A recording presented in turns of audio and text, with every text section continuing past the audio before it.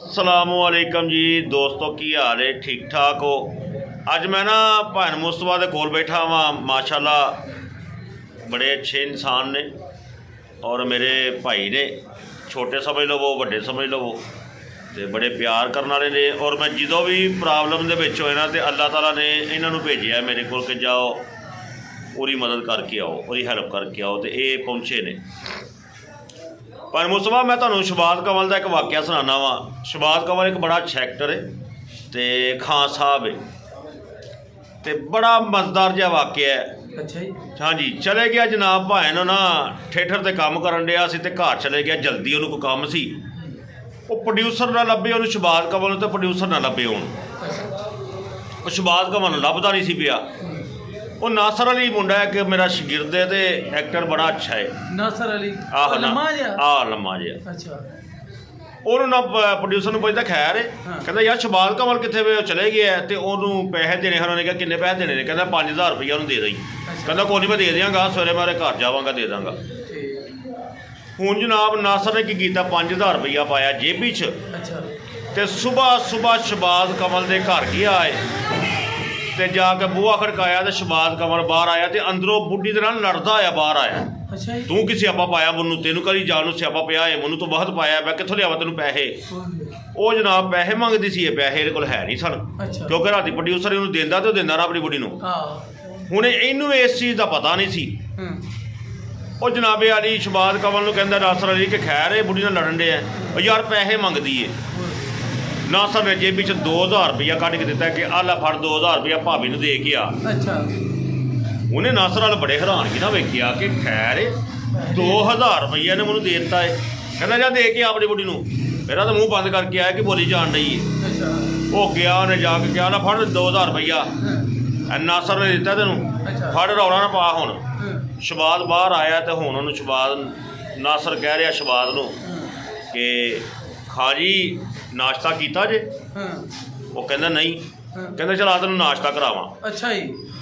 ਹੁਣ ਸ਼ਬਾਜ਼ ਕਮਲ ਬੜਾ ਹੈਰਾਨ ਹੋਣ ਡਿਆ ਕਿ 2000 ਰੁਪਈਆ ਵੀ ਦੇ ਦਿੱਤਾ ਤੇ ਨਾਸ਼ਤਾ ਵੀ ਮੈਨੂੰ ਕਰਾਉਣ ਲੱਗਿਆ। ਖੈਰ ਨਹੀਂ ਲੱਗਦੀ, ਅੱਲਾ ਹੀ ਖੈਰ ਕਰੇ। ਇੱਥੇ ਨਾ ਲਾਰੀ ਅੱਡੇ ਦੇ ਕੋਲ ਸੰਗਮ ਸੈਲਮ ਹੈਗਾ ਨਾ, ਉਹਦੇ ਕੋਲ ਇੱਕ ਚਨਿਆਂ ਵਾਲਾ ਬੜਾ ਮਸ਼ਹੂਰ ਸੀ। ਉੱਥੇ ਲਾਉਂਦਾ ਸੀ ਚਨੇ। ਸ਼ਬਾਜ਼ ਕਮਲ ਨੂੰ ਬਿਠਾਇਆ ਨੇ ਮੋਟਰਸਾਈਕਲ ਤੇ ਸਿੱਧਾ ਨਿਕਲ ਕੇ ਤੇ ਸੰਗਮ ਸੈਲਮ ਦੀ ਬੈਕ ਸਾਈਡ ਤੇ, ਉੱਥੇ ਨਾਸ਼ਤੇ ਵਾਲੇ ਦੇ ਕੋਲ। ਉਹਨਾਂ ਨੂੰ ਸ਼ਬਾਜ਼ ਨੂੰ ਕਹਿੰਦਾ ਖਾਣਾ ਕੀ ਹੈ? ਕਹਿੰਦਾ ਜੋ ਮਰਜ਼ੀ ਖਵਾ ਦੇ।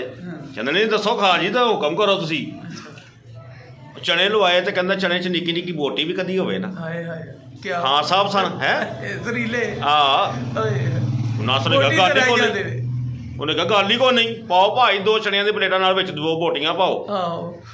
ਹੁਣ ਉਹਨੇ ਬੋਟੀਆਂ ਵਿੱਚ ਪਾ ਕੇ ਤੇ ਲੈ ਆਂਦਾ ਅੱਗੇ। ਤੇ ਨਾਸਰ ਕੀ ਕਹਿ ਰਿਹਾ, ਖਾ ਜੀ ਲੱਸੀ ਪੀਣੀ ਹੈ?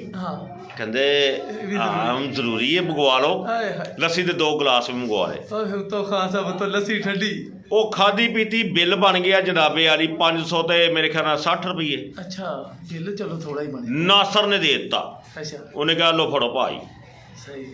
ਹੁਣ ਖਾਈਆਂ ਨੂੰ ਪੁੱਛਦਾ, ਖਾਂ ਜੀ ਚਾਹ ਪੀਣੀ ਹੈ? ਖਾ ਨਹੀਂ, ਕਹਿੰਦਾ ਚਾਹ ਤਾਂ ਲਾਜ਼ਮੀ ਹੈ, ਜ਼ਰੂਰੀ ਹੈ। ਇਹਦੇ ਤੇ ਨਾ ਨਹੀਂ ਉਹ ਗੱਲ। ਹਾਂਜੀ, ਚਾਹ ਵੀ ਜਨਾਬੇ ਵਾਲੀ ਉਹਨੇ ਪਿਆਤੀ, ਨਾਲ ਸਿਗਰਟ ਦੀ ਡੱਬੀ ਵੀ ਲੈ ਕੇ ਦਿੱਤੀ। ਇਹ ਵੀ ਨਾਲ ਨਾਸਰ ਨੇ ਲੈ ਦਿੱਤੀ। ਹੁਣ ਸ਼ਬਾਜ਼ ਕਮਲ ਉਹਨੂੰ ਬਾਰ-ਬਾਰ ਨਾਸਰ ਨੂੰ ਪੁੱਛ ਰਿਹਾ ਕਿ ਖੈਰ ਹੈ ਤੂੰ ਅੱਜ ਮੇਰੀ ਇੰਨੀ ਸੇਵਾ ਕਰਨ ਡਿਆ ਕਿ ਮੇਰੀ ਬੁੱਢੀ ਨੂੰ ਵੀ ਪੈਸੇ ਦੇ ਦਿੱਤੇ ਨੇ, ਆ ਮੈਨੂੰ ਨਾਸ਼ਤਾ ਵੀ ਕਰਾ ਦਿੱਤਾ ਹੈ, ਮੈਨੂੰ ਸਿਗਰਟ ਵੀ ਲੈ ਦਿੱਤੇ ਨੇ, ਮੈਨੂੰ ਚਾਹ ਵੀ ਪਿਆਤੀ ਹੈ, ਅਸਲ ਵਾਕਿਆ ਕੀ ਹੈ? ਕਹਿੰਦਾ ਵਾਕਿਆ ਹੈ ਵੇ ਸੋਹਣਿਆ, ਤੈਨੂੰ ਮੈਂ ਘਰ ਦੇ ਬੂਹੇ ਅੱਗੇ ਜਾ ਕੇ ਦੱਸਾਂਗਾ। ਉਹਦੇ ਘਰ ਦੇ ਬੂਹੇ ਅੱਗੇ ਨੂੰ ਲਾਇਆ। ਕਹਿੰਦਾ ਵਾਕਿਆ ਹੈ ਰਾਤੀ ਤੂੰ ਚਲੇ ਗਿਆ ਹਾਂ ਜਲਦੀ, ਪ੍ਰੋਡਿਊਸਰ ਨੇ ਤੇਰਾ 5000 ਦਿੱਤਾ ਸੀ, ਜਿਹਦੇ 'ਚ ਤੇਰਾ ਮੈਂ ਬੁੱਢੀ ਨੂੰ ਦਿੱਤਾ 2000, ਬਕਾਇਆ ਬਚਿਆ 3000, 560 ਰੁਪਏ ਦਾ ਨਾਸ਼ਤਾ ਕੀਤਾ। ਇਹ ਚਾਹ ਦੇ ਪੈਸੇ ਤੇ ਸਿਗਰਟਾਂ ਦੇ ਪੈਸੇ ਬਕਾਇਆ ਤੇਰੇ ਇਹ ਪੈਸੇ। ਉਹਨੇ ਸ਼ਬਾਜ਼ ਕਮਲ ਨੇ ਉਹਨੂੰ ਉਹ ਗਾਲਾਂ ਕੱਢੀਆਂ। ਕਹਿੰਦਾ ਬਾਹਰ ਆ ਬੇਗਮ ਆਪਣੀ ਨੂੰ ਆਵਾਜ਼ ਦੇ ਕੇ, ਬਾਹਰ ਆ। ਜਿਹੜਾ ਨਾਸਰ ਨੇ ਤੈਨੂੰ ਮੈਂ ਕਹਿ ਰਿਹਾ 2000 ਦਿੱਤਾ, ਨਾਸਰ ਨੇ ਨਹੀਂ ਦਿੱਤਾ, ਇਹ ਸਾਲੇ ਨੇ ਮੇਰੇ ਪੈਸੇ 'ਚ ਤੈਨੂੰ ਪੈਸੇ ਦਿੱਤੇ।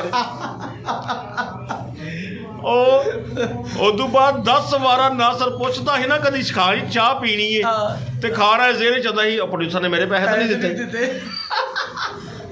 ਇਹ ਬੜੇ ਅਜੀਬ ਵਾਕਿਆ ਨੇ। ਇਹ ਬੜਾ ਖਾਸਾ ਹੁੰਦਾ, ਵੈਸੇ ਖਾਸਾ ਬੜੇ ਅੱਛੇ ਬੰਦੇ ਨੇ।